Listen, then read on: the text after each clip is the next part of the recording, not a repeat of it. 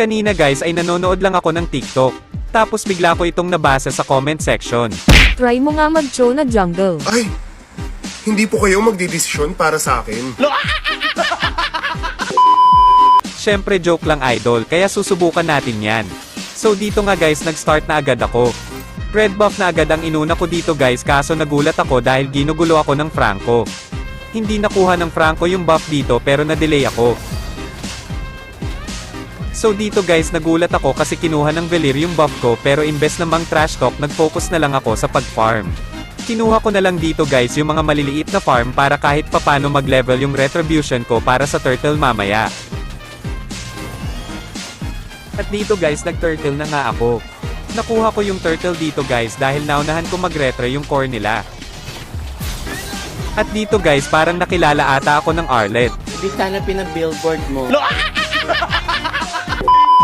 Mabalik tayo guys, ito na nga pala yung second turtle namin guys at buti na lang naunahan ko ulit mag-retry yung core nila kaya sa amin na naman napunta ang objectives.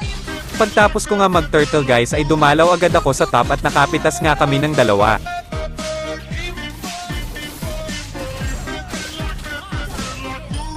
Ito na pala yung pangatlo naming turtle guys at nakuha na naman ng ating bida.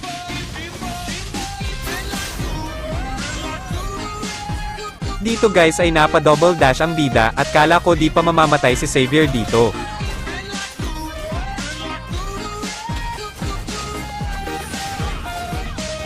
Kinuha na nga pala namin dito ang First Lord.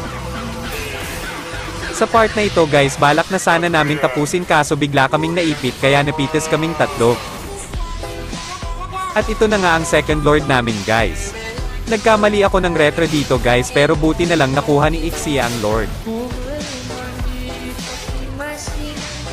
At dyan guys namatay ako kaya tinapos na ng kakampi ko.